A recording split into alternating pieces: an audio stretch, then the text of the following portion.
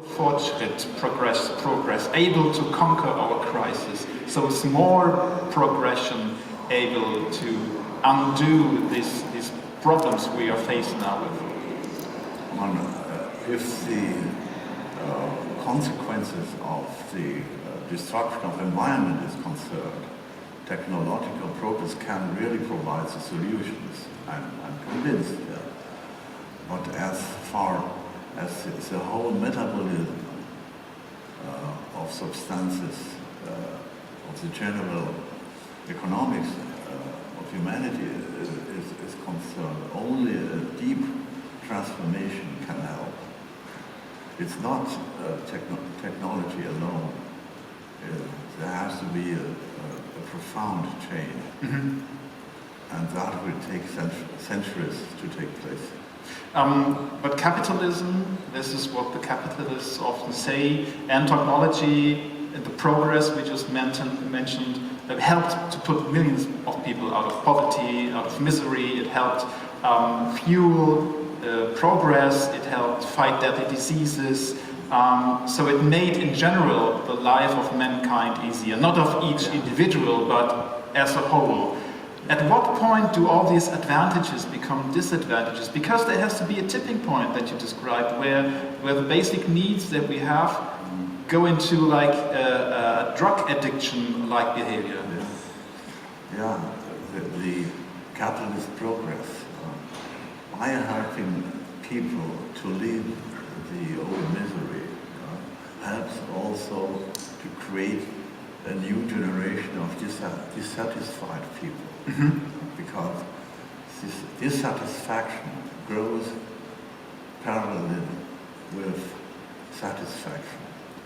And with the progress of satisfaction, a new level of dissatisfaction is reached.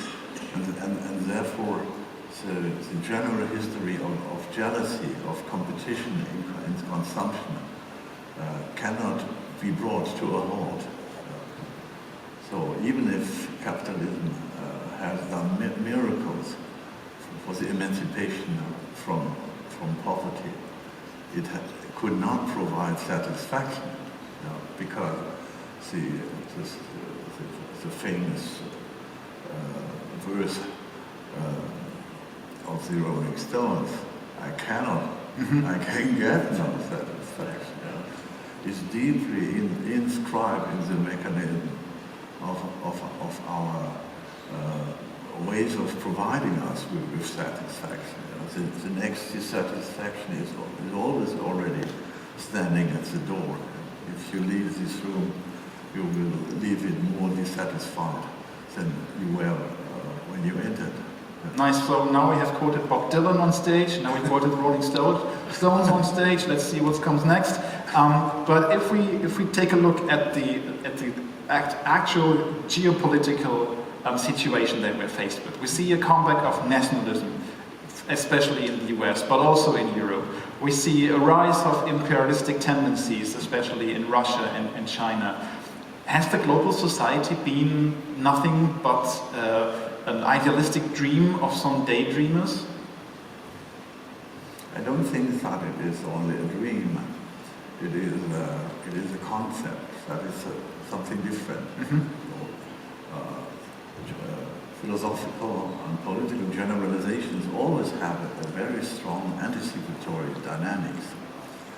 And using the term of world society is not only an ideological act. It is, in rhetorical terms, it is an hyperbole, as an exaggeration. And exaggerations are always needed if you talk about things that have no clear dimensions. Mm-hmm. And already Quintin Young, the teacher of all orators in the world, has recommended, if it is not clear how the dimensions of your subject matter are, it is much better to go further than not far enough. And this is the justification of exaggeration in every sense. And politics without exaggeration, without hyperbolic gestures, and what you might call an utopia. It's simply not possible, because the real general is never identical with the ideal general, but the general exists. That is the point. To break down maybe more practical terms here, we are talking about things like reshoring, like getting back the production more near us, maybe back to Europe. In your opinion, does reshoring, like cutting the economical ties, for example, to Russia or to China, does this help? Is this the only possible answer if you are faced, for example, with a brutal invasion like we just witnessed in Ukraine? Yeah, we have to pronounce two different declarations at the same time. In the past, we always were only driven by imperatives of independence. We all made declarations of independence. Today we must declare our dependence, and we must explain to the other side that our dependence on them is their dependence on us. And I think this idea, the mutuality of dependencies, must become the regulative idea for all transactions between societies and human beings. So I hear a spark of hope in your words. Absolutely. Thank you very much for being here this morning, Mr. Sloterdijk, and for your insights.